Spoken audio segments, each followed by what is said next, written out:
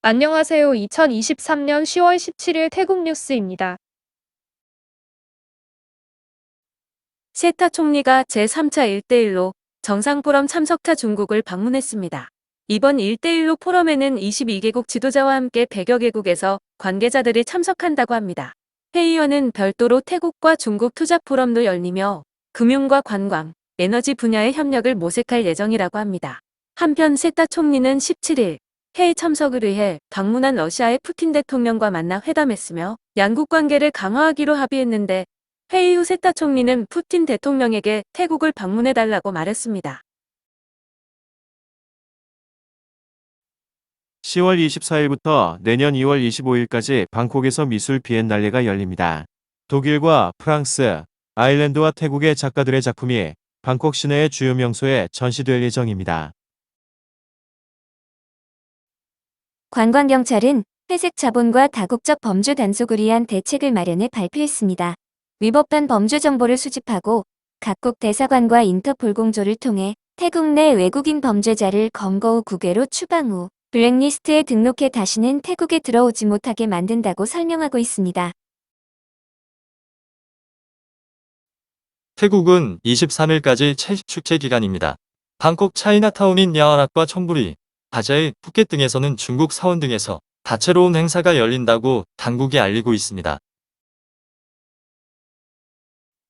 태국 적십자사는 적십자를 사칭하는 SNS 대화방에서 기부금을 받는 사기꾼들이 있다며 속지 말 것을 당부했습니다. 태국 적십자사의 기부 계좌는 예금주가 개인이 아닌 적십자로 되어 있다고 설명하고 있습니다. 우본 나댐으로 유입되는 빗물이 20일까지 증가할 것으로 시각 뉴욕의 6개 지방은 범람과 홍수에 주의해야 한다고 알리고 있습니다.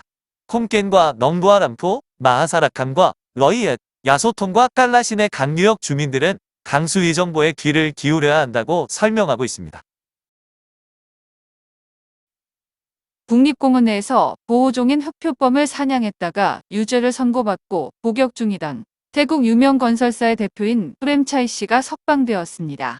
원래 올 12월에 출소 예정이었지만 감형을 받아 오늘 석방되었다고 합니다. 태국 경찰청은 그동안 옆머리와 뒷머리를 바짝 깎아야 했던 규정을 완화하는 경찰관 두발 규정을 새로 발표했습니다. 새 규정에서는 윗머리는 5cm 이내, 옆과 뒷머리는 1cm 이내를 유지해야 한다고 규정하고 있습니다. 축산국은 나콘바텀 지역의 시장을 단속하고 허가를 받지 않고 정육점을 운영한 남성에게 5,000바트의 벌금을 부과했습니다. 또 비위생적인 차량으로 돼지고기를 운송한 남성에게는 2,500바트의 벌금이 부과되었습니다. 경유 가격은 정부가 나서서 동결 조치를 했지만 휘발유 가격은 계속 오르고 있는 상황입니다. 태국 정부는 휘발유 가격 상승으로 어려움을 겪는 오토바이 택시기사와 저소득층을 돕기 위해 40억 바트의 예산을 투입해 지원하는 것을 추진하고 있습니다. 사료값 상승으로 우유 농가들이 적자를 보고 있다며 정부의 우유값 인상을 요구하고 있습니다. 태국 정부는 우유값 인상에 원칙적으로 동의하지만 소비자들에게 영향을 최소화하는 방안을 찾아 양측 모두 영향을 주지 않는 대책을 마련할 것이라고 설명하고 있습니다. 16세 이상의 전 국민에게 1만 바트의 디지털 화폐를 지급한다는 계획에 대해 찬반의 목소리가 나오고 있는 가운데 품탄 부총리 겸 상무부 장관은 내년 2월 1일부터 시행될 것이라고 명언하고 세부 사항을 개선할 준비가 되어 있다고 밝혔습니다. 태국 외교부는 이스라엘의 태국인 피해 현황을 발표했습니다. 현재까지 사망 29명, 부상 16명, 납치 16명이며 귀국 희망자는 7,596명, 이스라엘에 남겠다는 사람은 99명이었다고 합니다.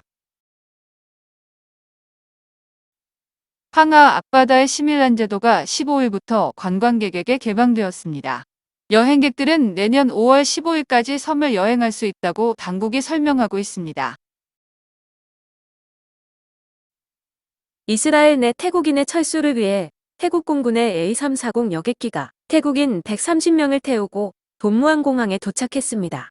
이 외에도 태국 정부가 마련한 전세기편으로 수완나품과 우떠파오 공항으로 태국인들이 귀국하고 있는 가운데 세타 총리는 철수를 희망하는 태국인을 신속히 수송할 수 있도록 A380 항공기를 마련하도록 관계기관에 지시했습니다. 기상국은 21일까지 북부를 제외한 태국의 나머지 지방에 국지성 폭우가 내릴 수 있다며 주의를 당부했습니다. 타이만과 안다만에는 최대 2m의 파도가 발생할 것으로 비가 내리는 지역으로의 항해는 피해달라고 덧붙였습니다.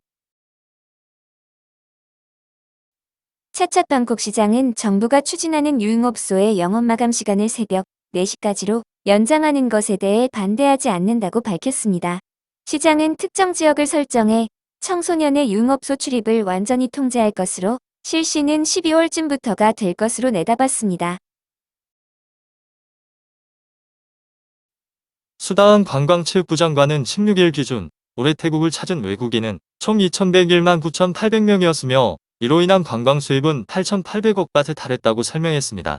지난주 태국을 가장 많이 찾은 여행객을 국가별로 보면 말레이시아가 가장 많았고 다음으로 중국과 인도, 한국과 러시아 순이었습니다.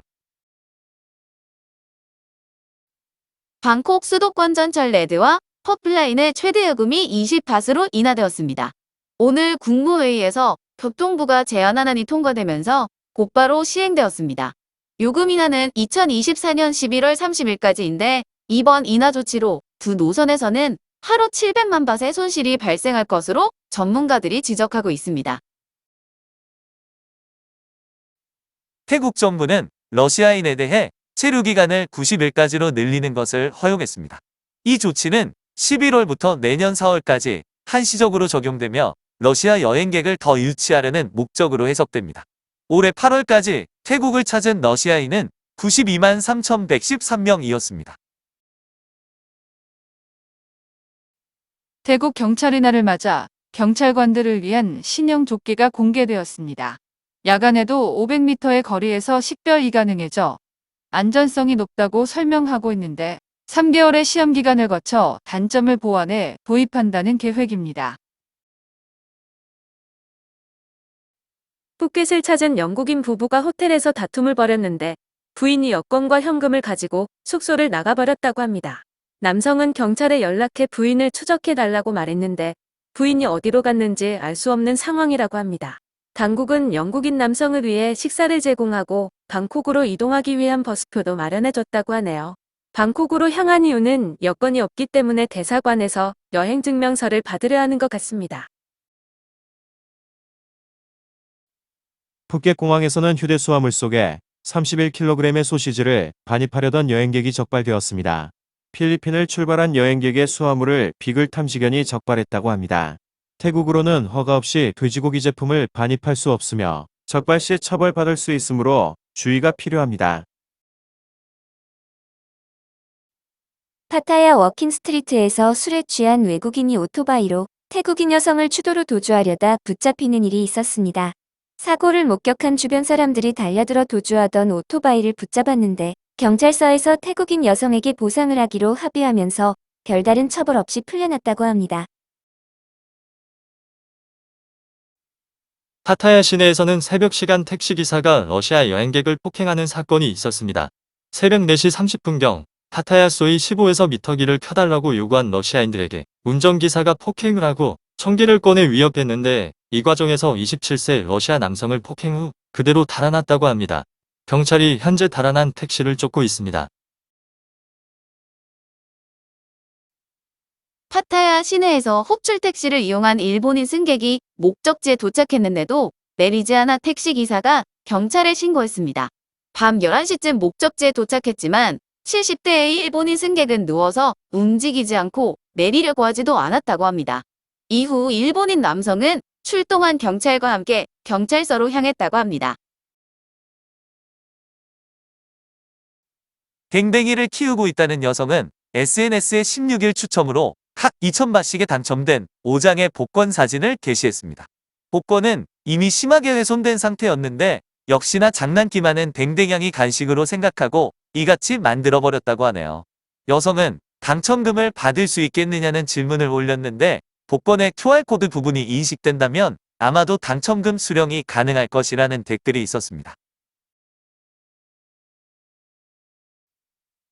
태국 식약국은 성분에 미달하는 유명 브랜드의 분유를 적발했다고 밝혔습니다.